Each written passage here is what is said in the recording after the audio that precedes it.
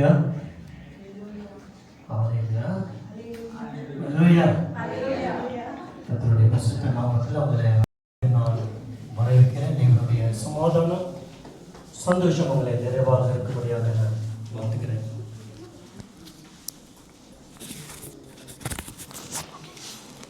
ஒன்று அறிவிப்பு, இந்த வாலிப கூட்டத்தை மறந்துடாதீங்க. மத்தியில் வந்து ரெவரண்ட் டாக்டர் சைமன் சந்திரன், அப்புறம் பிரதர் ஷம்மா, இவாஞ்சலிஸ்ட் ஷம்மா வழங்குறாங்க. முடிஞ்ச வரைக்கும் நம்ம தேவனை அறியாதவங்க இருந்தாங்களா அவங்க இடத்துல நம்ம இந்த ஃபோக்கஸை நம்ம கொண்டு போக விரும்புகிறேன். அதில் உங்கள் நண்பர்கள் இருப்பார்கள் என்றால், வாலிப பிள்ளைகள் இருப்பார்கள் என்றால், நீங்கள் அவங்களோட சொல்லி நீங்கள் அவங்க வர வைங்க. கட்டாயமல்ல, ஒரு அழைப்பு கொடுத்தீங்கள் என்றால் அந்த அழைப்பு ஏதோ ஒரு விதத்தில் அவங்களுக்கு தொடரப்படும். அதனால் கிறிஸ்தவ சமுதாயத்தில் ஒரு கூட்டம் இருந்தாலும் தேவனை அறியாத பிள்ளைகள் மத்தியில் இந்த காரியத்தை செயல்பட வேண்டும் என்று நாங்கள் எதிர்பார்க்கிறோம். சும்மா எல்லாமே கூட்டம் செய்கிறாங்க, நம்மளும் செய்கிற அந்த நோக்கத்தில் அல்ல. தெய்வன் இந்த காரியத்தை இருதயத்திலே வைத்ததினாலே நம்ம அவரோடு இணைந்து செய்ய நம்ம ஒப்பு கொடுக்கிறோம்.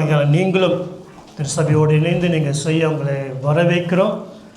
தேவனை அறியாதவர்கள் இருப்பார்கள் என்றால், வேறு பின்வாங்கி போகிற வாலிபர்கள் இருப்பார்கள் என்றால், நீங்கள் அவங்க இடத்துல சொல்லி அவங்களே அழைப்பு கொடுங்கள். நிச்சயமாக தேவன் இந்த காரியத்தை நடத்துகிறார். ஆமென். ஜெபிப்போம். தகப்பனே, இந்த நாளுக்காக நன்றி. ஆண்டவரே, இந்த கூட்டத்தை ஆண்டவரே நாங்கள் ஒன்றாக கூடி வர நீர் எங்களுக்கு தந்த இந்த ஸ்லாக்கியம். நாங்கள் ஆண்டவரே இந்த கூட்டத்தில் வரல, நீர் எங்கள் மத்தியிலே வந்து எங்களோடு இருந்து நீர் பேசுகிறேன், நடத்துகிறேன். ஆவியானவரே, நீ பேசுகிற சத்தத்தை நாங்கள் கேட்க எங்களுக்கு கிருபை செய்ய, இருதயத்தை கடினப்படுத்தாதபடிக்கு ஆண்டவரே நாங்கள் ஆவியானவர் பேசுகிறதுக்கு செவி பார்க்கிறோம். எங்களோடு பேசும் இயேசுவின் மூலம் பிதாவே, ஆமென். கடந்த 2 வாரம் பார்ப்போம் என்றால் நம்ம இருதயத்தின் குறித்து நம்ம பார்த்தோம். முக்கியமான காரியம் என்னென்றால், நம்ம எதிர்பார்க்கிற விசுவாசிய காரியம் என்னென்றால், தேவன் நம்மளை ஆயத்தமாக இருக்க சொல்லுகிறார்.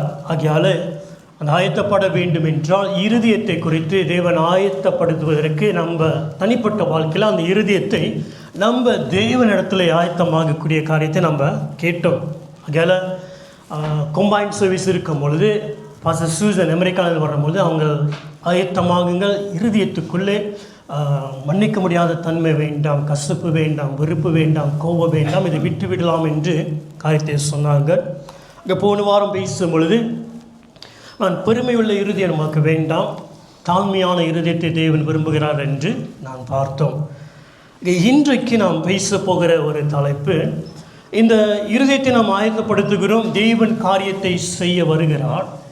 ஆனால் தேவன் காரியத்தை செய்ய வேண்டும் என்றால் இந்த இருதயமானது அவரோடு என்ன செய்ய வேண்டும்? இணைந்து போக வேண்டும். அங்கே என்ன சொல்ல வருகிறேன்? நம்மளுடைய இருதயம் தேவன் மேலே இருக்கிற அந்த ஆசை, அந்த வாஞ்சை எப்படி இருக்கிறது என்று நாம் நம்மளை சிந்திக்கும்படியாக நம்ம இந்த நாட்டில் கூட நான் கடந்து போக விரும்புகிறேன். இது குறித்து நான் பேச வேண்டும் என்று நான் நினைக்கல. ஆக இந்த செய்தி எனக்கு ஒரு காரியம் வந்தது, வேறு வார்த்தை மூலியமாக இந்த காரியங்கள் இணைக்கப்பட்டது. இந்த பாடல் இன்றைக்கு கடைசி பாடல் இப்படி இருக்கும் என்று நம்ம எண்ணவில்லை. அகல ஏதோ ஒரு விதத்தில் தேவன் நம்மளோடு இடைப்படுகிறார் என்று நான் நம்புகிறேன். இதற்காக நம்மளை ஆயத்தமாகும்படியாக நம்ம தெய்வ ஜனமாக இருக்கிறோம், தெய்வ பிள்ளைகளாக இருக்கிறோம். நம்ம தெய்வ காரியத்தின்படி ஒரு கிறிஸ்தவர்களைப் போல நம்ம கிரியை செய்கிறோம்.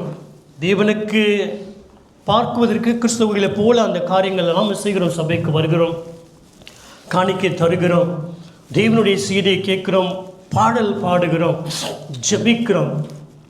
ஆனால் இது எல்லாமே இருந்தாலும் அங்கே ஒரு காரியங்கள் என்ன காணப்படவில்லை என்றால், நம்மளுடைய இருதயம் தேவனை பற்றி போகிற அந்த வாஞ்சை, விருப்பம் அங்கே காணப்படவில்லை. காரியங்கள் வெளித்தோட்டத்தில் இருக்கிறது, ஆனாலும் நம்மளை இழுத்து கொண்டு போகிற ஒரு ஃபாஸ் இருக்கும் என்றால், ஒரு சக்தி இருக்கும் என்றால் நம்மளுடைய இருதயம், அந்த வாஞ்சை. அப்போஸ்தலனாகிய பவுல் அவருக்கு தெரியும் அவர் ரோமா தேசத்துக்கு போகிறார். இப்படியாக அவரை சங்கிலில் கட்டி அவர் மரிக்க போகிறார் என்று தெரியும். தேவன் அநேக தீர்க்கதரிசி மூலமாக இப்படிலாம் நடக்க போகிறது என்று வெளிப்படுத்தினாலும் இந்த அப்போஸ்தலனாகிய பவுல் தன்னுடைய இருதயத்திலே தேவனை பற்றி போக வேண்டும் என்று வாஞ்சை வைத்ததினாலே அவர் சொல்கிற ஒரு காரியங்கள், நீங்கள் அழுந்து ஏன் என்னை நோக செய்கிறீர்கள்? நான் கிறிஸ்துவுடனே அங்கே மரிக்க நான் ஆயத்தமாக இருக்கேன். என்னுடைய இருதயம் அந்த காரியத்துக்கு இணைந்து போகிறது என்று சொல்கிறார். இங்கே அப்போஸ்தலனுடைய பவுலுடைய வாழ்க்கை முழுவதும் அதை கொண்டு போனது ஒரு காரியம் இருக்கும் என்றால், தன்னுடைய இருதயத்தின் வாஞ்சை, நான் இன்னும் கிறிஸ்துவை போல மாற வேண்டும், இன்னும் கிறிஸ்துவின் அன்பை அறிய வேண்டும் என்று அந்த இருதயத்தின் வாஞ்சை தான் தெய்வன் செய்கிற காரியத்துக்கு அவரை கொண்டு போனது. வேறே சும்மா சாதாரணமாக நான் ஜெபித்தேன், வேதம் வாசித்தேன், நான் மிஷினரி வேலை செய்தேன், அதல்ல. அந்த இருதயம்தான் இப்படிப்பட்ட காரியத்தை தேவனோடு இணைந்து செய்ய வைத்தது.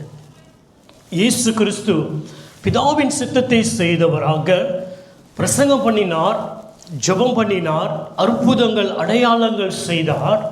ஆனால் இதுக்கு எல்லாவற்றுக்கும் மூளை காரம் இருக்கும் என்றால் அவருடைய வாஞ்சை என்னது? தன் தகப்பனுடைய சித்தத்தை செய்ய வேண்டும் என்று தன்னுடைய இருதயத்தில் ஆசை.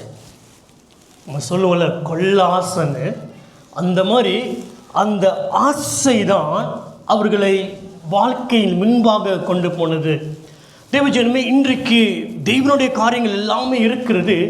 ஆனால் காண போகிறது ஒரு காரியம் என்னதென்றால், நம்மளுடைய இருதயத்தின் அந்த ஆசை, அந்த வாஞ்சை எங்கே இருக்கிறது?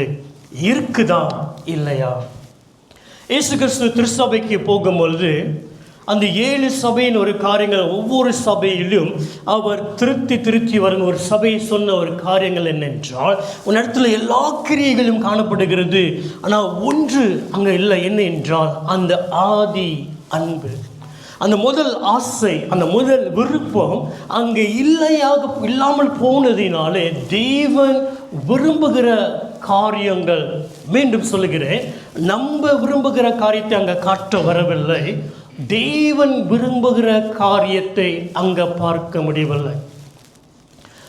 தாவீதை அபிஷேகம் பண்ண போகிறார். ஆனால் அங்கே இருந்த சகோதரர்களை பார்க்கும்போது அவங்களுக்கு பிரியமாக இருக்கிறது, இந்த மனுஷனா, இவரா. ஏன்னா அந்த சாமுவேலுக்கு, தேவனுடைய தீர்க்கதரிசியாகிய சாமுவேலுக்கு பிரியமாக இருக்கிறது, ஆசையாக இருக்கிறது.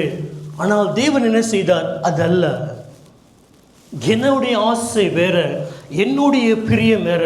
ஆகையால் இன்றைக்கு நம்ம பிரியப்படுகிற காரியங்கள் நமக்கு பிரியமான காரியமா? அந்த பிரியமான காரியத்தை தான் நான் சாமுவேல் எடுத்துக்கொண்டால் அபிஷேகப்படுத்த போகிறேன், எண்ணெயை ஊற்றப் போகிறேன், அவன் ராஜாவாக்க போகிறேன் ஒரு எண்ணமா? இல்லை, என்னுடைய ஆசை தேவனுடைய ஆசையா? அவருடைய விருப்பத்தின்படி நான் இணைந்து அவருடைய ஆசையின்படி செயல்படுகிறேனா? எந்த ஆசைக்குள் நீங்கள் நானும் வாழும்படியாக தேர்ந்து எடுக்க போகிறோம் என்று இந்த கண்ணோட்டத்தோடு இன்றைக்கு நாம் பார்க்கலாம். தேவனுக்கு பிரியமான காரியங்கள் இன்னும் நான் ஆசையாக இருக்கிறேன் இழுத்து கொண்டு போகிறது என்றால் வாழ்த்துக்கள், தொடர்ந்து ஓடுவோம். தேவனுக்கு பிரியமில்லாத காரியங்கள் தான் ஆசையாக இருக்கிறது, நான் இன்னும் அதில் தான் இழுத்து போகிறேன் என்றால் இன்றைக்கு நம்ம மாற வேண்டிய, அதை விற்று விலகக்கூடிய ஒரு இடத்துக்குள்ளே நீங்களும் நானும் வந்திருக்கிறோம். வாசிக்கலாம் சங்கீதம் 119வது அதிகாரம், Psalms chapter 119 verse 25, 25வது வசனம். என் ஆத்துமா மண்ணோடே ஒட்டிக் கொண்டிருக்கிறது, உமது வசனத்தின்படி என்னை உயர்ப்பியும். இங்க தாவீது சொல்கிற ஒரு காரியங்கள், ஆண்டவரே இந்த ஆத்துமா மான்கள் நீரோடே வாஞ்சித்து கதறுகிறதை போல, தேவனே உம்மேலே தாகமாக உம்மை தேடுகிற விருப்பம் உள்ள இந்த ஆத்துமா இப்போ எப்படி இருக்கிறது என்றால் மண்ணோடு ஒட்டி கொண்டிருக்கிறது. உம்மை தேட வேண்டிய இந்த ஆத்மா, உண்மையில வாஞ்சிக்க வேண்டிய இந்த ஆத்மா, எழும்பி உண்மை ஆராதிக்க வேண்டிய இந்த ஆத்மா இப்போ அப்படிப்பட்ட ஒரு சூழ்நிலையில் இல்லை ஆண்டவரே. அது எப்படி இருக்கிறது என்றால் இந்த உலகத்தோடனே ஒட்டி கொண்டிருக்கிறது. நீங்கள் என்ன செய்யுங்க, வேதம் சொல்லுகிறது, உம்முடைய வார்த்தையை அனுப்பும், என்னை உயிர்ப்பியும், என்னை மீண்டுமாக உயிர்ப்பியும் ஆண்டவரே. நான் மீண்டுமாக உயிர்ப்பிக்க வேண்டும். நான் மீண்டுமாக ஜீவன் பெற்று எழும்புகிறவனாக நான் இருக்க வேண்டும். ஆகையால் என்னுடைய இருதயத்தை, என் ஆத்மாவை மீண்டுமாக உயிர்ப்பியும் ஆண்டவர் என்று உங்களுடைய இருதயம் என்னுடைய இருதயத்தின் கதறலாக சத்தமாக இருக்க வேண்டும். இசைக்கலை தேவன் அழைத்து அந்த வேலையில் கொண்டு போய் அங்கே இருக்கிற உலர்ந்த எலும்புகளெல்லாம் பார்த்துவிட்டு அவர் கேட்கிறார், எசேக்கியேலோடு பேசுகிறார், மனுஷகுமாரனே, இந்த எலும்புகள் உயிரடையுமா?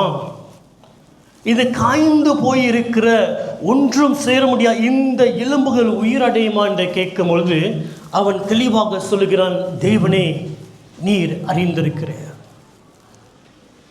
அதில் அவருடைய நோக்கம், அவருடைய விருப்பம் என்னதென்றால், ஒன்று முடியாமல் இருக்கிற அந்த சூழ்நிலைகள் மாறி உயிரடைந்து மீண்டுமாக எழும்ப வேண்டும். ஆகையால் மீண்டும் அவர்கிட்ட சொல்லுகிறான், நீர் அந்த எலும்பை பார்த்து பேசு.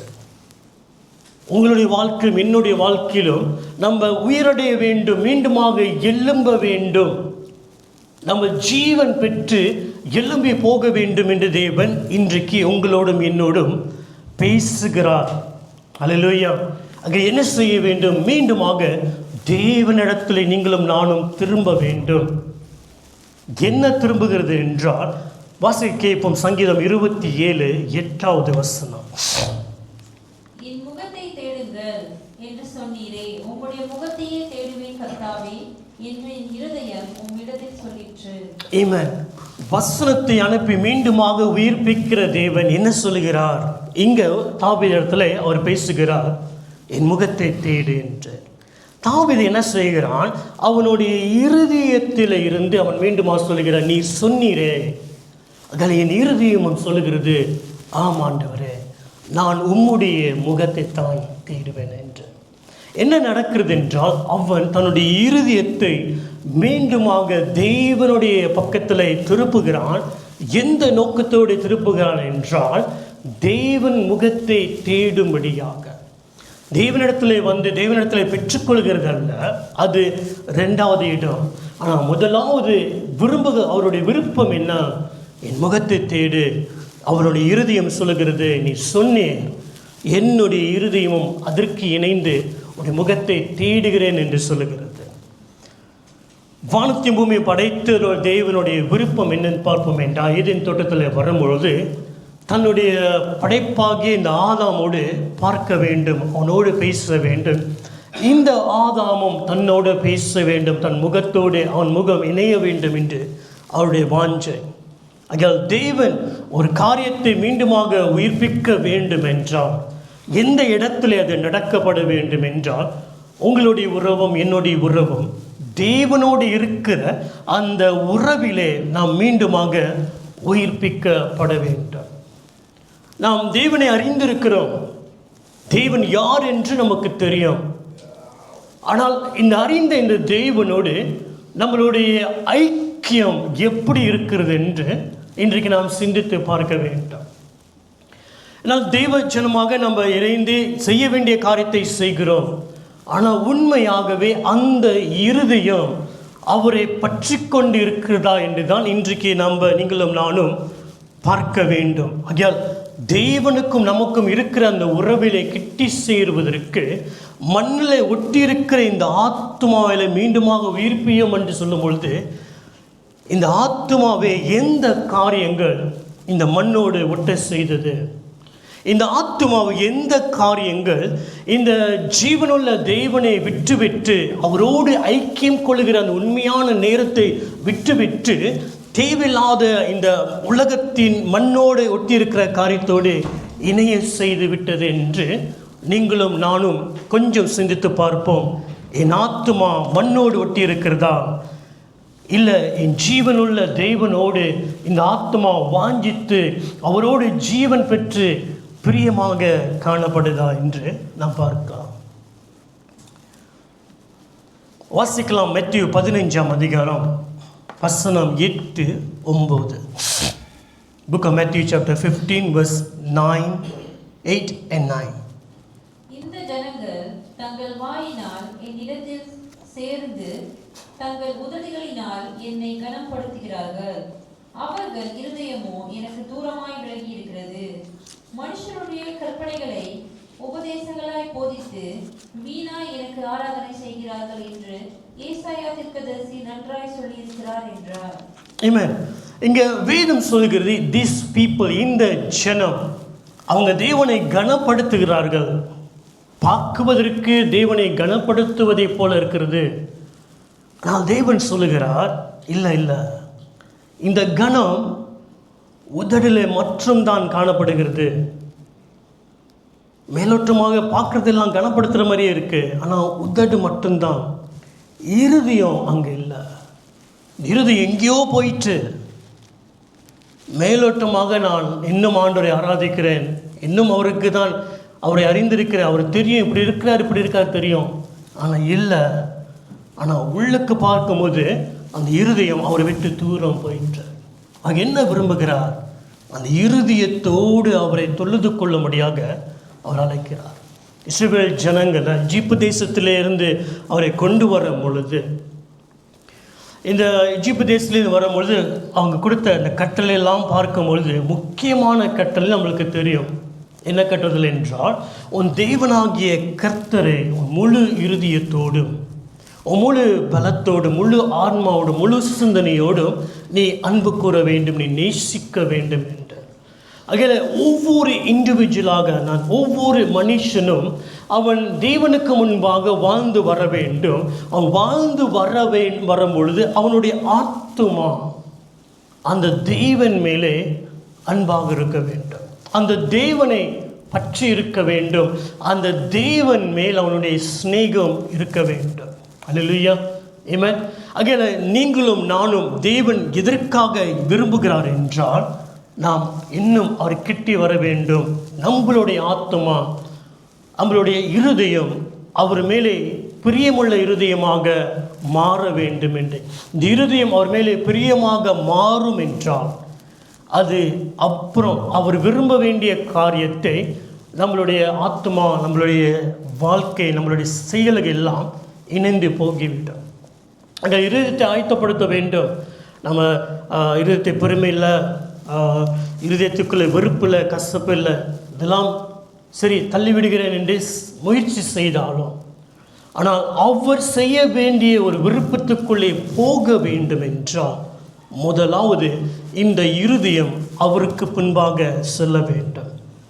ஆண்டவர் ஒரு மனுஷனை தேர்ந்தெடுக்கும் பொழுது அந்த மனுஷன் மூலமாக அவர் தம்முடைய காரியத்தை செய்ய வேண்டும், தன்னுடைய ஜனங்களை நடத்த வேண்டும். இந்த மனுஷன் மூலமாக தான் ஆண்டவராகிய இயேசு கிறிஸ்து இந்த உலகத்துக்கு வர வேண்டும் என்று அவருடைய திட்டங்களில் எல்லாவற்றையும் பார்க்கும் பொழுது, இந்த மனுஷன் அழகாக இருக்கிறான், நல்லா பாடுகிறான், இவன் தன் தகப்பனுடைய வேலைகளெல்லாம் செய்கிறான் என்று அது மற்றும் அவர் பார்க்கவில்லை.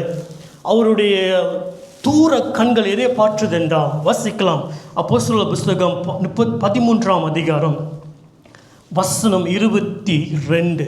Book of Acts chapter 13 verse 22. பின்பு அவர் அவனை தள்ளி தாவீதை அவர்களுக்கு ராஜாவாக ஏற்படுத்தி, ஈசாயின் குமாரனாகிய தாவீதை என் இருதயத்துக்கு ஏற்றவனாக கண்டேன், எனக்கு சித்தமானவைகளை எல்லாம் அவன் செய்வான் என்று அவனை குறித்து சாட்சியம் கொடுத்தார். ஆண்டவரே இப்போ பார்க்கும்போது அவர் சொல்கிற இந்த மனுஷனை பார்க்கும் பொழுது, இவன் தகப்பன் எதை சொல்கிறாரோ கேட்கிறான், உண்மைதான். இவன் நல்ல இசை வாசிக்கிறான், உண்மைதான். பார்க்குவதற்கு அழகாக இருக்கிறான், உண்மைதான். இவன் இரவும் பகலும் தேவனுடைய வசனத்தை தியானித்து தேவனை ஆராதிக்கிறான், உண்மைதான். ஆனால் இவரை இழுத்த ஒரு காரியம் என்னதென்றால், இந்த மனுஷனுடைய இருதயம் அவருக்கு பின்பாக போகிற இருதயம் இருந்தது. A man of the God's heart. அவனுடைய இருதயம் எப்பொழுதுமே தேவனை பின்பற்ற வேண்டும் தான். அந்த இருதயம் இருந்ததினாலே அவனை என்ன செய்தார்? அவனை தேர்ந்தெடுத்தார். இருதயத்தை ஆயத்தப்படுத்துகிறது ஒன்று, ஆனால் தேவனுடைய காரியத்தை தொடர்ந்து செய்ய வேண்டும் என்றால் எப்படிப்பட்ட இருதயம் இருக்க வேண்டும்? தேவனை பின்பற்றி போகிற இருதயம், தேவனை பிரியப்படுகிற, தேவன் மேலே பிரியமாக இருந்து பின்பற்றுகிற இருதயம்தான் இன்றைக்கு உங்களுக்கும் எனக்கும் இருக்க வேண்டும் என்று அவர் பேசுகிறார் செய்தியாக. இந்த மனுஷனை பார்த்து சொல்கிறார், அவர் என்ன சொல்கிறார்? He will do everything I want him to do. தேவன் நம்மளை ஆயத்தம் பண்ண சொல்லுகிறார் ஒரு காரியத்தை செய்வதற்கு. ஆனால் அந்த காரியத்தை செய்யும் முன்பாக உங்களுக்கும் எனக்கும் அந்த காரியங்கள் தொடர்ந்து செய்ய வேண்டும் என்றால், அவர் எதிர்பார்க்கிற விரும்புகிற ஒரு காரியம் இருக்கும் என்றால் நம்மளுடைய இருதயம், இந்த இருதயம் எப்படியாக இருக்க வேண்டும் என்று அவர் விரும்புகிறார். இந்த உலகத்தின் பார்வையை பார்த்து கொண்டிருந்தால் இந்த இருதயம் அவரை பின்பற்றி போகாது. ஏனென்றால் இது மண்ணோடு ஒட்டிக்கொள்ளும், மண்ணுக்கு அடுத்த காரியங்கள் தான் தேடும். ஆகையால் அதிலிருந்து வெளியாக வேண்டும் என்றால் நம்ம என்ன செய்ய வேண்டும்? ஆண்டவரே, மீண்டுமாக என்னை உயிர்ப்பியும். ஏனென்றால் என்னுடைய இருதயம் உம் பக்கமாக திருப்பப்பட வேண்டும், உம்மை தேட வேண்டும். 1 சாமுவேல் 15:22 வாசிக்கலாம். அதற்கு சாமுவேல், கர்த்தருடைய சத்தத்திற்கு கீழ்ப்படிகிறதை பார்க்கிலும் சர்வாங்க தனங்களும் தகனங்களும் பலிகளும் கர்த்தருக்கு பிரியமாயிருக்குமோ? பலியை பார்க்கிலும் கீழ்ப்படிதலும் ஆட்டுக்கடாக்களின் இனத்தை பார்க்கிலும் செவி கொடுத்தலும் உத்தமம். இங்கே ஒரு ராஜாவை பார்க்கிறோம். சவுல் என்ற ராஜா. ஆண்டவர் சொன்னார், இவரே தேவன் தான் தேர்ந்தெடுத்தார். தேவனுடைய இருதயத்தில் இருக்கிற ஒரு முக்கியமான காரியத்தை அவனிடத்துல சொன்னார். அமாலேக்கில் எல்லாவற்றையும் நிலைத்து போகிற ஒன்றும் எடுக்க வேண்டாம் என்று.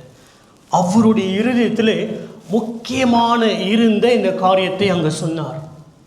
ஆனாலும் இந்த சவுல் என்ன செய்தான் என்றால், தன்னுடைய இருதயத்துக்கு பிரியமான காரியங்களை செய்து தன்னுடைய இருதயம் சொல்லுகிற ஆலோசனை கழித்து அவன் என்ன செய்தான்? அந்த காரியத்தை கேட்டு அவனுக்கு பிரியமான காரியங்களை செய்ததினாலே தேவன் அவனை கொண்டு செய்ய வேண்டிய காரியத்தை செய்ய முடியவில்லை. தேவன் தான் தேர்ந்தெடுத்தார், தேவன் தான் அபிஷேகம் பண்ணும்படியாக செய்தார், தேவன் தான் தன் ஜனங்களுக்கு இவனை ராஜாக்கா வைத்தார். ஆனாலும் இந்த சவுலுடைய இருதயம் தேவனுக்கு ஏற்ற காரியத்தை தேடாதபடிக்கு தனக்கென்று உலகத்தின் பின்பாக போகக்கூடிய ஒரு ஆசை வாஞ்சை வளர்த்ததினாலே தேவன் அவனை வைத்து தேவனுடைய சித்தத்தை செய்ய முடியவில்லை. தேவன் ஒரு காரியத்தை செய்ய முன்பாக, அவர் போகும் முன்பாக, அந்த காரியத்தை நாம் எடுத்து செய்யும் முன்பாக அவர் சொல்கிற ஒரு சத்தம் என்னதென்றால், எப்படி யோவான் ஸ்நானன் வண்ணாந்தரத்தில் நான் ஒரு சத்தமாக இருக்கிறேன், தேவனுக்கு வழிகளை ஆயத்த பண்ணுங்கள் என்று ஒரு சத்தமாக இருக்கிறேன் என்று சொன்னதை போல, அதே சத்தமாக தேவன் நம்மளோடு சொல்கிற காரியங்கள் நீங்களும் நானும் ஆயத்தப்பட வேண்டும். அவர் காரியத்தை செய்ய விரும்புகிறார். நம்மளுடைய ஆயத்தம் எங்கே நடக்கிறது? உங்கள் இருதயம், என்னுடைய இருதயமும் இன்றைக்கு அவருடைய சத்தத்துக்கு ஆயத்தமாக வேண்டும். ஆண்டவராகிய இயேசு கிறிஸ்து இந்த பூமியில் இருக்கும் பொழுது அவருக்கு பிரியமான ஒரு காரியங்கள் இருந்தது. என்ன காரியங்கள் அவருக்கு பிரியமாக இருந்தது? ஐசாயா புஸ்தகத்தில் பார்ப்போம் என்றால் 11ஆம் அதிகாரம் 3ஆம் வசனத்தை பார்க்கும்போது வேதம் சொல்லுகிறது. வசிக்கலாம். ஐசாயா 11:3. கர்த்தருக்கு பயப்படுதல் அவருக்கு உகந்த வாசனையாய் இருக்கும். அவர் தமது கண் கண்டபடி நியாயம் தீர்க்காமல், தமது காது கேட்டபடி தீர்ப்பு செய்யாமலும் போனோமா? இயேசு கிறிஸ்து பிதாவானவர் அனுப்பினார் இந்த பூமிக்கு. அவர் தேர்ந்தெடுத்து தன் குமாரனை அனுப்பி அவர் சித்தத்தை செய்யும்படியாக இந்த பூமிக்கு அனுப்பினார். ஆக இயேசு கிறிஸ்து இந்த பூமிக்கு வரும் பொழுது அவர் சித்தத்தை செய்யும்படியாக வந்தார். இயேசு தேர்ந்தெடுத்த ஒரு காரியங்கள், கது திறந்துருக்கு, எனக்கு சத்தமாக இருக்கு. இயேசு தேர்ந்தெடுத்த ஒரு காரியம் என்னன்னா, கது திறந்துருக்கா? இயேசு தேர்ந்தெடுத்த ஒரு காரியம் என்னதென்றால், பிதாவை கனப்படுத்த வேண்டும், பிதாவை நேசிக்க வேண்டும், என் பிதாவை நான் மகிமைப்படுத்த வேண்டும் என் பிதாவை நான் கனப்படுத்த வேண்டும். அந்த கர்த்தருக்கு பயப்படுகிற பயம் பொருள் என்னதென்றால், பயந்து நடுங்கி சரி அப்படி இல்லை, அது அந்த அன்பிலோடு அந்த கனத்தோடு அவருக்கு நான் கனத்தோடு மரியாதையோடு அவருக்கு நான் சேவை செய்ய வேண்டும் என்று அவர் தேர்ந்தெடுத்தார். தீர்மானம், உங்களுடைய தீர்மானம், என்னுடைய தீர்மானம் நம்மக்கிட்ட இருக்கிறது. நம்ம எடுக்கிற இந்த தீர்மானம் தான் இனி தேவனுடைய சித்தத்தை செய்வதற்கு கொண்டு போகிறது. எப்போ எந்த காரியங்கள் எங்கே செய்வோம் நம்மளுக்கு தெரியாது. நாளைக்கு நம்ம செய்ய முடியும், நாளைக்கு நம்மளை கொண்டு செய்ய முடியும். ஆனால் இன்றைக்கு நம்ம என்ன செய்ய வேண்டும்? நம்ம இருதயம் அவர் மேலே பிரியமாக இருக்கட்டும். அவர் சித்தத்தை செய்வதற்கு என் இருதயம் அவரை தேட வேண்டும் என்று நாம் விரும்ப வேண்டும். தேங்க்ஸ்.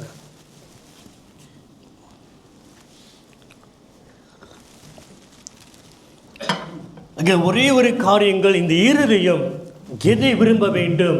அவரோடு ஐக்கியம் கொள்ள இந்த இருதயம் விரும்ப வேண்டும். ஏனென்றால் இந்த இருதயம் அவருக்கோடு ஐக்கியம் கொள்ளாதபடிக்கு இது விரும்புகிற காரியத்தை தான் ஒவ்வொரு நாளும் செய்கிறது. நான் எப்படியும் வாழலாம், நான் எது வென்றாலும் செய்யலாம். ஆண்டவராக இயேசு கிறிஸ்து தெரியுமா? தெரியும்.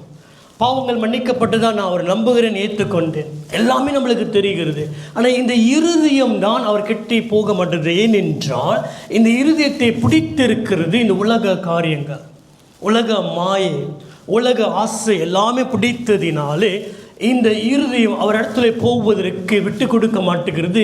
ஏனென்றால் நீங்களும் நானும் ஒரு தீர்மானம் எடுக்க மாட்டுகிறோம்.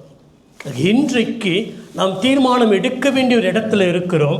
இயேசுவை பின்பற்ற போகிறேன்னா, அவர் மேலே நான் பிரியமாக இருக்க போகிறேன்னா, அப்படி இருக்க வேண்டும் என்றால் இன்றைக்கு நான் விட வேண்டிய காரியங்கள் என்ன? அது நீங்களும் நானும் தான் தீர்மானிக்க வேண்டும். இந்த காரியம் வேண்டாம், நான் விட்டு விடுகிறேன் என்று விட்டு நாளைக்கு நான் திரும்பும் பொழுது இப்படிப்பட்ட காரியத்தை தான் நாடப் போகிறேன் என்று தீர்மானிப்போம் என்றால் தெய்வம் நமக்கு அந்த காரியத்துக்கு பலன் கொடுப்பார். ஆமென்.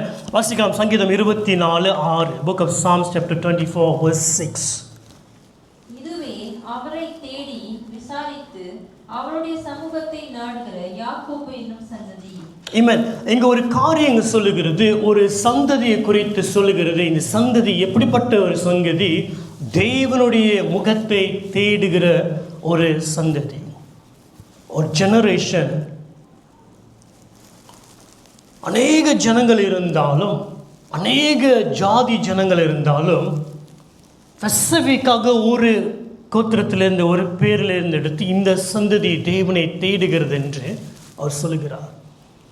அப்போஸ்தலர் 17ஆம் அதிகாரத்தை நாம் வாசிப்போம் என்றால், பவுல் அவர் அந்த பட்டணத்தில் போய் இருக்கும் பொழுது அங்கே அந்த பட்டணத்தில் ஒரு ஒரு ஒரு இடத்தை பார்க்குறா. அந்த இடத்துல ஒரு ஒரு அநேக கோயில்களுக்கு இருக்கிறது. ஆனால் ஒரு இடத்திலே அறியப்படாத தேவனுடைய பேர் என்று சொல்லி அங்கே ஒரு ஒரு இடம் வைத்திருக்காங்க, கோயில் தேவன் வணங்க வேண்டும் என்று. அங்கே பவுல் அதை குறித்து அங்கே வந்திருக்கிற ஜனங்கள் எடுத்து, நீங்கள் அறியாத தேவனை குறித்து நான் சொல்லுகிறேன் என்று, அவர் யார், வானத்தை பூமியை படைத்தவர், இப்படி எல்லா காரியத்தையும் சொல்லுகிறார்.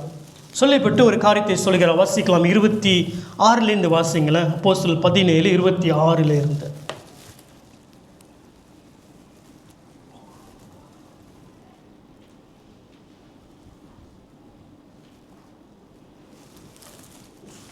மனுஷ ஜாதியான சகல ஜாதிகளையும் அவர் ஒரே ரத்தத்தினாலே தோன்ற பண்ணி பூமியின் எங்கும் குடியிருக்க செய்து முன் தீர்க்கமானப்பட்ட காலங்களில் அவர்கள் குடியிருப்பின் எல்லைகளையும் குறித்திருக்கிறார்.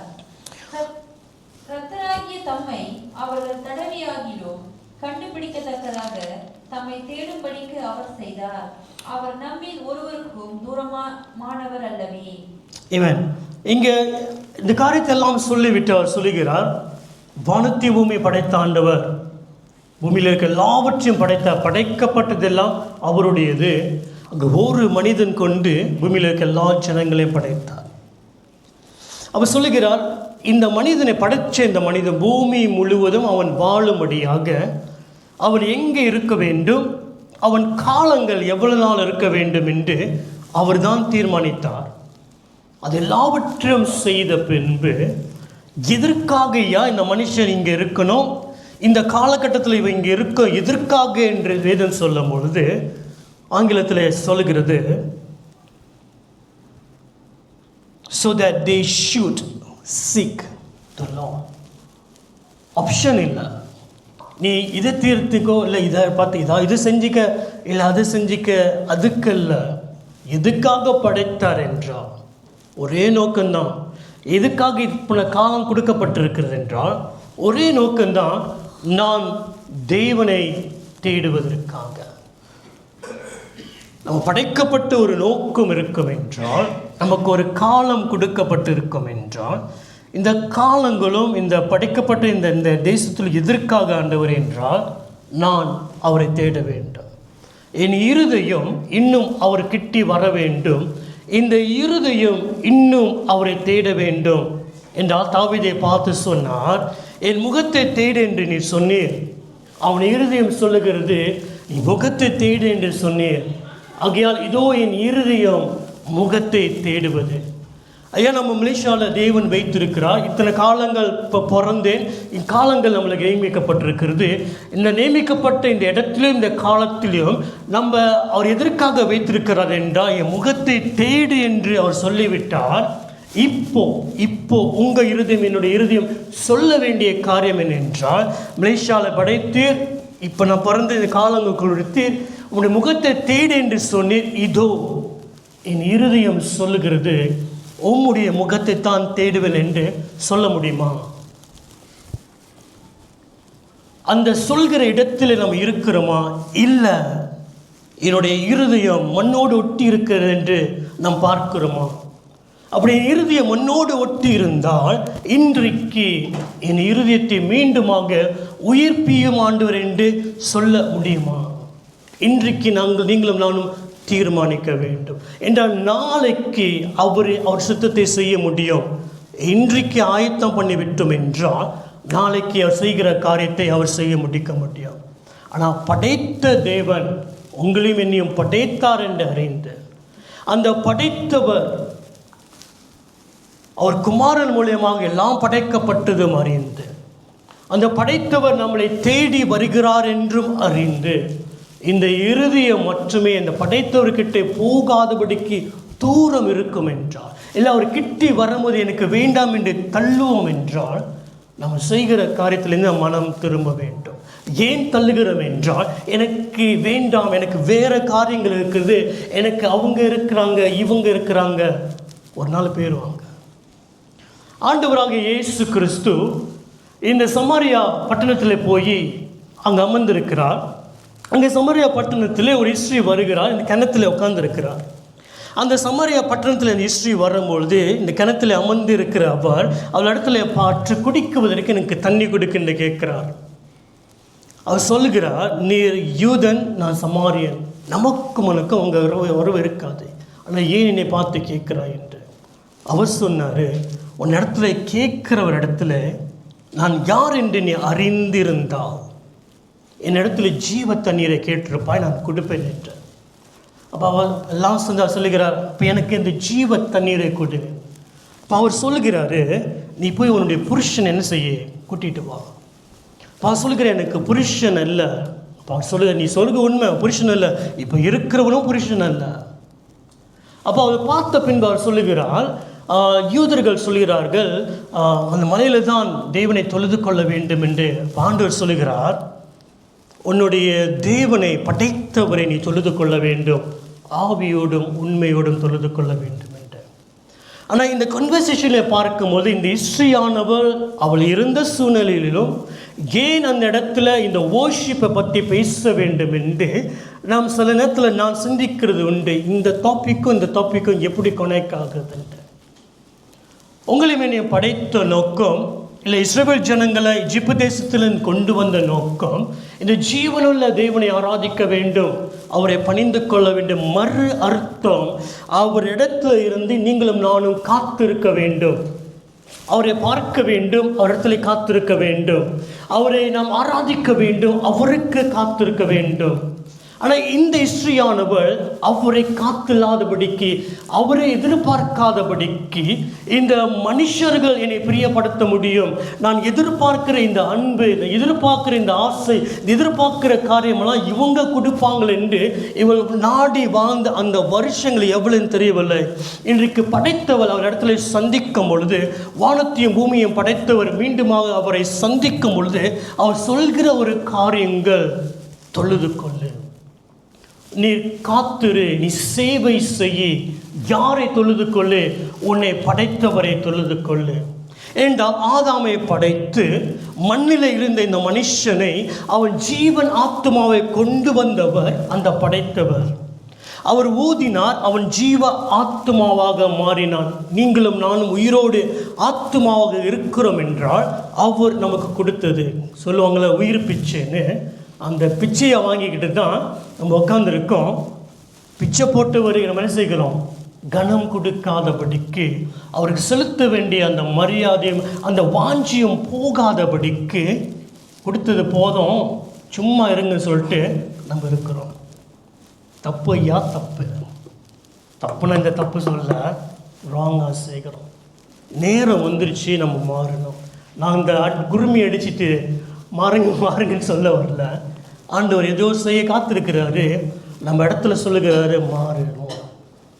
இன்றைக்கு மாறுவோம் என்றால் நம்மளை கொண்டு செய்கிற போகிற காரியங்கள் சீக்கிரமாக நடக்கும். தீர்மானம் உங்களிடத்திலும் என்னிடத்திலும் இருக்கிறது. அல்லேலூயா, ஆமென். சீக்கிரமாக இந்த சில காரியத்தை வாசித்து முடிக்க போகிறேன். கலாத்தியர் 4:19. Book of Galatians chapter 4 verse 19. என் சிறு பிள்ளைகளே, உங்களிடத்தில் உருவாகும் அளவும் உங்களுக்காக மறுபடியும் கற்ப வேதனைப்படுகிறேன்.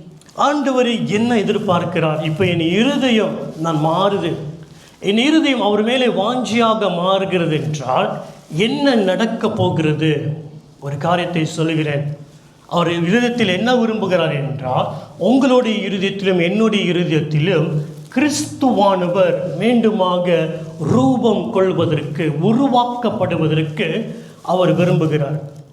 ஏன் கிறிஸ்துவானவர் நம்மேலே ரூபம் கொள்ள வேண்டும், உருவாக்க விரும்புகிறார் என்றால், மணவாளன் வரும்பொழுது மணவாட்டி மணவாளனுக்கு ஏற்ற பிரியமாக வாழ வேண்டும். அங்கே ஏன் ஆண்டவர் நம்மளை ஆயத்தம் பண்ண சொல்லுகிறார், இருதயத்தை பேசி கொண்டிருக்கிறார் என்றால், அந்த மணவாளனுக்கு நீங்களும் நானும் ரெடி ஆகுவதற்கு இன்றைக்கு சொல்லுகிறார், உன் இருதயத்துக்குள்ளே கிறிஸ்துவானவர் உருவாக்கப்பட வேண்டும். ஆக அந்த உருவாக்கப்படுவதற்கு நீங்களும் நானும் ஆயத்தமாக வேண்டும். எப்படி உருவாக்குகிறார் பார்க்கலாம். பிலிப்பியர் 2:13 வசனம்.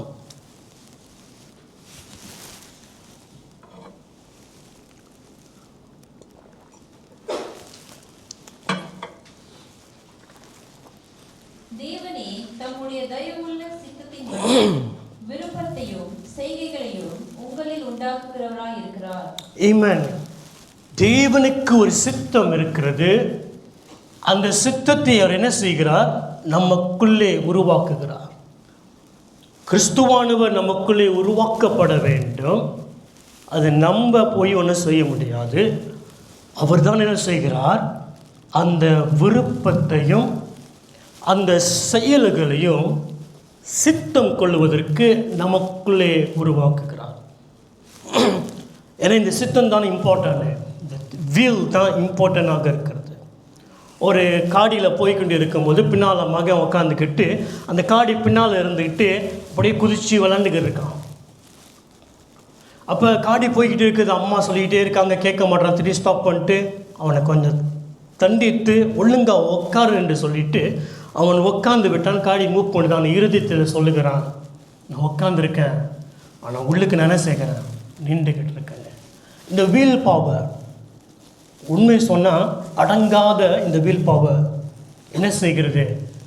நீ சொல்லு, நான் அப்படி தான் இருக்கேன், ஆனால் நான் அடங்கலை, என்னுடைய வீல் நின்றுக்கிட்டு இருக்கிறது.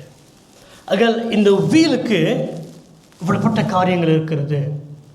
இதே வீல் வைத்து தான், இந்த சித்தத்தை வைத்து தான் ஆண்டவரும் பயன்படுத்த வேண்டும். இதே சித்தத்தை வச்சு தான் பிசாசை பயன்படுத்த முடியும். சில நேரத்தில் நாங்கள் யோசிப்போம், ஒரு மனுஷன் மூலியமாக, சும்மா சாதாரண ஒரு மனுஷன் மூலியமாக, ஒரு போன வருஷம் பார்த்தீங்கன்னா பினாங்கில் ஃப்ளாக் தலைகீழ தூங்குச்சு. அப்போ இதுக்கு ஆவுன்னு சண்டை போட்டு ஒரு மனுஷன் அவர் எழும்புனார், கத்துனார், பினாங்க்கு வந்து தூரன் பண்ணார், எல்லாம் இது பண்ணுச்சு. ஒரு பெரிய ஊருஹாரான்னு சொல்லுவாங்க, ஒரு பெரிய சத்தம் எழும்புச்சு. இது மூலியமாக பிரச்சனை வருமா? இது மூலியமாக கவர்மெண்டே அசைக்க முடிந்தது. எப்படி? ஒரு சாதாரண ஒரு மனுஷன் அவன் மூலியமாக பினாங் கவர்மெண்ட் கொஞ்சம் ஷேக் பண்ணுறாரு. ஏனென்றால் அங்கேருந்து வந்து இறங்கி மலேசியன் ஃப்ளாக் தலைக்கில் இருக்கிறது அப்படி செய்ய முடியாது என்று ஃபைட் பண்ணாங்க. ஆனால் இப்போ வரும்போது அவர் கொஞ்சம் அமைதியாக இருக்கிறாரு. ஒரு மனுஷனுடைய அந்த வியூ இந்த முழு தேசத்தையும் கொண்டு வர முடியும் என்றால், உங்களுக்குள்ளே இருக்கிற எனக்குள்ளே இருக்கிற அதே வியூ தேவனுடைய சித்தத்தை செய்ய முடியும். அகையில் சும்மா சாதாரணமாக நீங்கள் எண்ணிடக்கூடாது. உங்களுக்கும் எனக்கும் இருக்கிற இந்த ஆத்மா சும்மா சாதாரண ஆத்மா அல்ல. இந்த ஒரு ஆத்மா ஒரு பூமி, இந்த உலகத்தின் காரியத்தை மாற்றி போட முடியும். குஷ்டரோகி 4 பேர் இருந்தாங்க. திரளான ஜனங்க சோல்ஜர்ஸ் மூலியமாக எடுத்து எல்லா காரியத்தையும் அவங்க வாங்கிட்டாங்க. இந்த ஜனங்க பட்டினியில் சாக போகிறாங்க, ஒன்றும் இல்லை. அந்த 4 பேர் குஷ்டரோகியோடைய வில், அந்த சக்தி, தீர்மானிக்கிற சக்தி, நம்ம இறங்குவோம், நம்ம போவோம், அங்கே இருக்கிற சாப்பாடை சாப்பிடுவோம். அவ்வளோதான். ஆண்டவர் இங்கே போனாங்க. இவங்க சும்மா இந்த குஷ்டரோகி கை கால் எல்லாம் விளங்கி போய் சாப்பிட்டுக்கிட்டே போகுது. ஒன்றுமே இல்லை, மூஞ்சி இருக்கா கூட எல்லாம் கொஞ்சம் கொஞ்சம் சாப்பிட்டு போகுது. சரீரத்தில் பார்க்குறதுக்கு முடிஞ்சு, இவனாலாம் குத்த முடியுமோன்னு இல்லை. ஆனால் அந்த வில் பவர் அவரோடு சேர்ந்தோன்னே அவங்க கேட்டதெல்லாம் பெரிய இராணுவத்தின் சத்தம் வந்துருச்சுடா என்று எல்லாத்தையும் போட்டுட்டு ஓடினாங்க. உங்களுடைய வீலும் என்னுடைய வீலும் அவரோடு சேர்ந்தால் அவர் என்ன நினைச்சாரோ அவர் செய்து முடிக்க முடியும். அல்லேலூயா. அங்கே கொடுக்கப்பட்டிருக்கிற இந்த காரியத்தை நாம் என்ன செய்ய வேண்டும்? பாய்த்து கொள்ளுவோம். யாருக்காக? படைத்தவரை, அவருடைய சித்தத்தை செய்ய அந்த காரியத்தில் பயன்படுத்தி கொள்வோம். எங்கே ஆரம்பிக்க வேண்டும்? நான் என் இருதயம் அவரை பின்பற்றுகிறது மேலே ஆரம்பிக்க வேண்டும். அவரை வாஞ்சிக்கிறது மேலே என் இருதயம் ஆரம்பிக்க வேண்டும். அப்படி ஆரம்பிக்க வேண்டும் என்றால் நீங்களும் நானும் செய்ய வேண்டிய முதல் காரியத்தை பார்க்கலாம். முடிக்க போகிற சங்கீதம் 1ஆம் அதிகாரம் 2வது வசனம். கர்த்தருடைய வேதத்தில் பிரியமாயிருந்து இரவும் பகலும் அவருடைய வேதத்தில் தியானமாயிருக்கிற மனுஷன் பாக்கியவான். எங்கே ஆரம்பிக்க வேண்டும்? உங்க ஆசை, என்னுடைய ஆசை வேதத்திலே ஆரம்பிக்க வேண்டும். என்ற வேதம் சொல்லுகிறது, இவனுடைய பேச்சை கேட்காத, அவனுடைய பேச்சை கேட்காத, ஆனால் பட் இஸ் டிலைட். ஆக ஏன் இவனோட பேச்செல்லாம் கேட்க மாட்டான்? ஏன் இவங்களோட பேச்செல்லாம் கேட்க மாட்டான்? ஏன் உலகம் போகிற போக்கில் போக மாட்டான் என்றால், வேதம் சொல்லுகிறது ஏன் என்றால் அவனுடைய இருதயத்தை ஆசையோ அவர் வார்த்தையின் மேலே போயிட்டதுனால நீ என்ன சொன்னாலும் எனக்கு விருப்பம் இல்லை. ஏனென்றால் என்னுடைய விருப்பம் அவருடைய வார்த்தையின் மேலே போயிட்டு. அகல் உங்கள் வாழ்க்கை, என்னுடைய வாழ்க்கை விருப்பம் மாற வேண்டும் என்றால் வார்த்தையில் நம்ம என்ன செய்ய வேண்டும்? வேதம் சொல்லுகிறது வேறடைய வேண்டும் என்று. அதனால் உங்களுடைய வசனத்தை அனுப்பி என்னை உயிர்ப்பையும், என்னுடைய ஆத்மா மண்ணோடு ஒட்டி இருக்கிறது, என்னை உயிர்ப்பையும் ஆண்டவரே, உம்முடைய வசனத்தை அனுப்பி என்னுடைய ஆத்மாவை உயிர்ப்பியும் என்று தாவீது சொல்கிறான். அங்கே நம் உயிரடைய வேண்டும், உயிர்ப்பிக்க வேண்டும், மீண்டுமாக இருதயம் தேவனை பற்றி கொள்ள வேண்டும் என்றால் இந்த வசனம் நம்மளுக்கு உதவி செய்கிறது. அல்லேலூயா. ஆமென். அங்கே நம்ம எல்லாவற்றையும் செய்து இயேசு யாரோன்னு தெரிந்து இதுக்கு நேரம் செலவழிக்க எனக்கு நேரம் இல்லை என்றால் என் இருதயம் அவரை கனப்படுத்தவில்லை. வாயால் தான் நான் கனப்படுத்துகிறேன், என் இருதயமோ தூரம் போச்சு. ஆமென். அங்கே அப்படி இருக்க வேண்டாம். மாறுவதற்காக ஒரு வழியை கற்றுக் கொடுக்கிறார். இதை தீர்மானித்துக் கொள்வோம், இதை தேடுவோம். அவர் சித்தத்தை நமக்குள்ளே செய்கிறோம். ஆமென். அல்லேலூயா. யாரும் எழுந்து நிற்போம். தேவனுடைய முன்பாக நம்முடைய முகம் அவரை தேடுகிற ஜனங்களாக மாறட்டும். அவர் முகத்தை தேடுகிற ஜனங்களாக இருக்க வேண்டும் என்றால் நீங்களும் நானும் ஆயத்தப்பட வேண்டும், தீர்மானிக்க வேண்டும், ஒப்பு கொடுக்க வேண்டும்.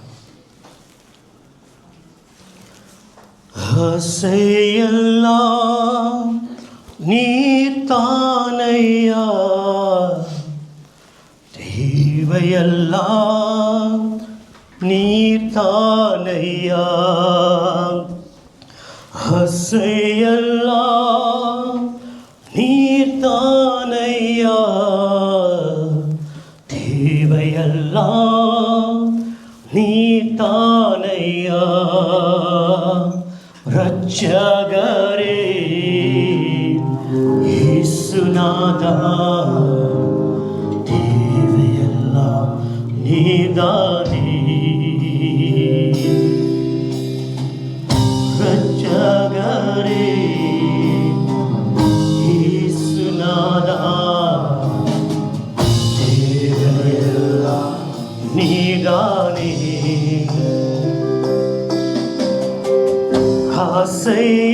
ஆசையெல்லாம் நீர்தானையா,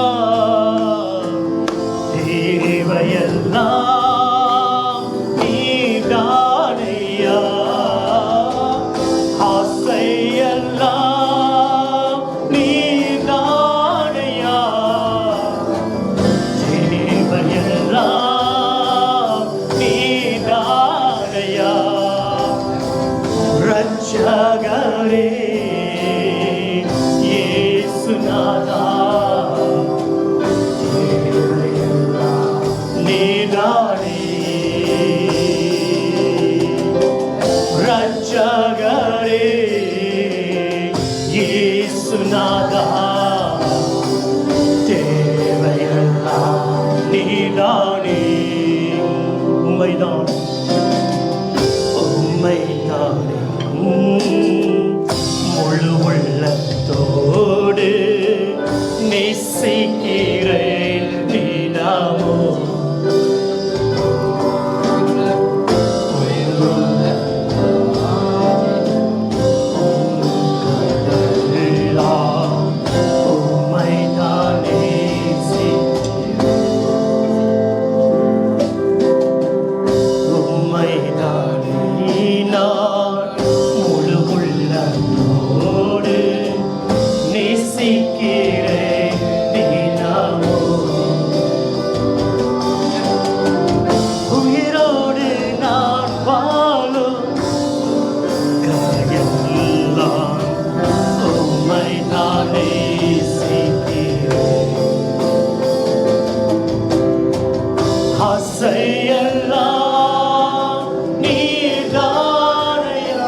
வேதத்தை வாசிக்கும்படியாக நாடு கூட நாம் ஒப்பு கொடுக்குமா?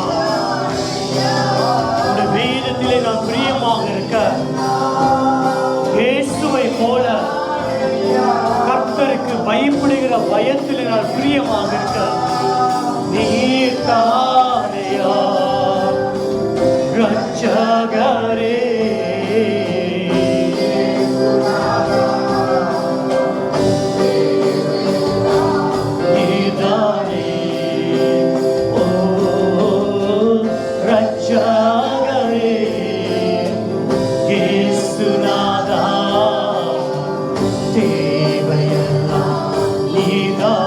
ரட்சகரே இயேசுநாதா, ரட்சகரே.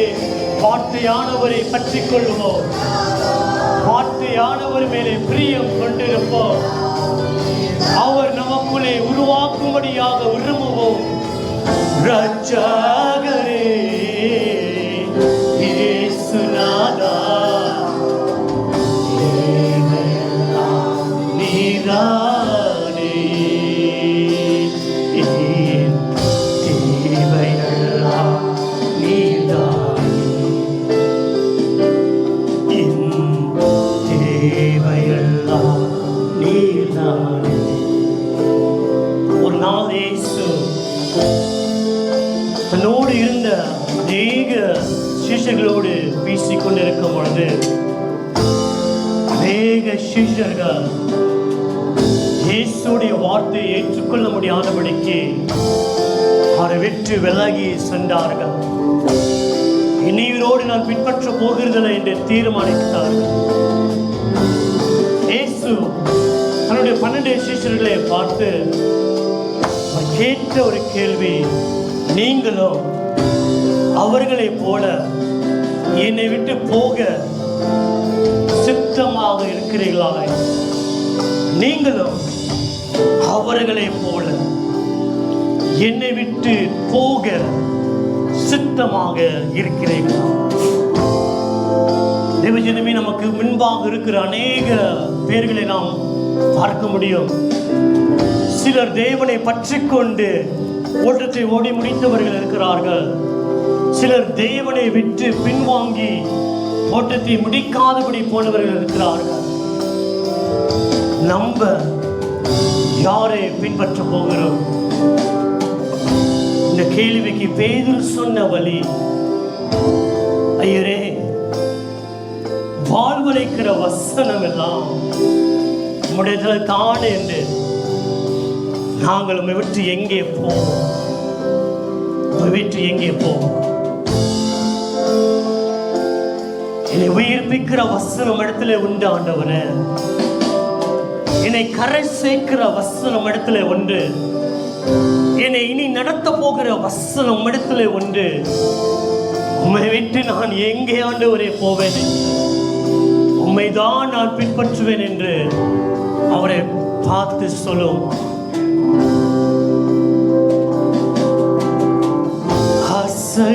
ஆசையெல்லாம் நீதானையா, தேவையெல்லாம்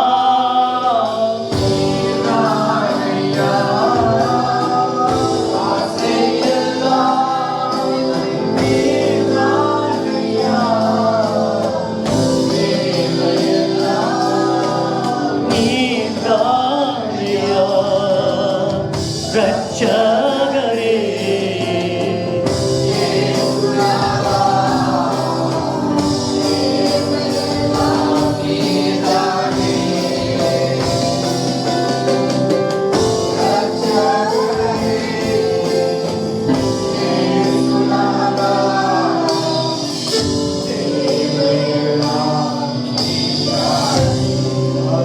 சமாரியா பெண்ணை போல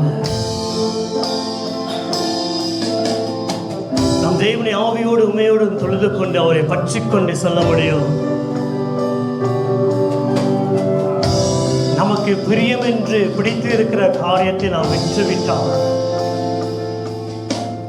இந்த காரியம் எனக்கு பிடித்திருக்கிறது, இவங்க தான் என்னை பிரியப்படுத்த முடியும், இதுதான் எனக்கு தேவை என்று நாம் சொந்த கண்ணோட்டத்தில் பார்த்து இப்படிப்பட்ட காரியத்தை போகிறதை விட்டு அவருடைய கண்ணோட்டத்தோடு பார்த்து எனக்கு பிரியமானது ஒன்று இருக்கும் என்றால் ஆண்டவராகிய இயேசு கிறிஸ்து தான், நான் அவரை மாத்திரம் ஆவியோடு உண்மையோடு தொழுது கொள்ளுவேன் என்று தீர்மானிப்போம் என்றால் தேவன் நம் பட்சத்தில் இருந்து தம்மை நமக்கு வெளிப்படுத்துவார்.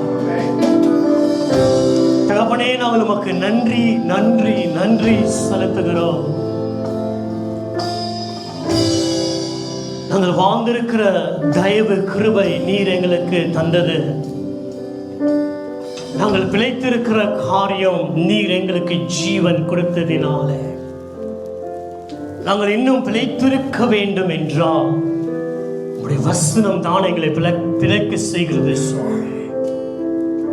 பேதைகளை ஞானமாக மாற்றுகிறது உடைய வசனம். நம்முடைய வார்த்தைக்கு நாங்கள் செவி சாய்க்கிறோம்.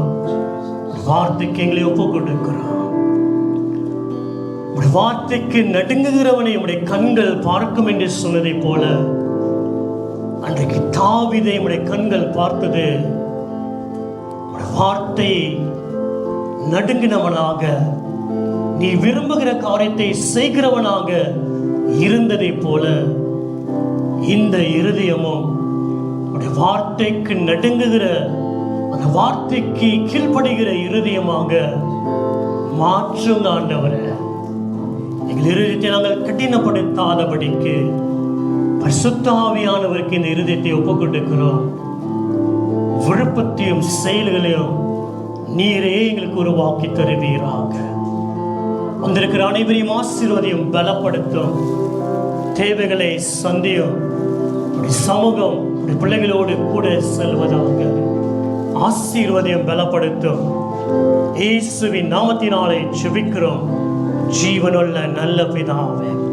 ஆமென், ஆமென். யாவரும் சொல்லுவோம், என் ஆத்மாவே கர்த்தரை ஸ்தோத்திரி, முழுவதுமே பரிசுத்த நாமத்தை ஸ்தோத்திரி.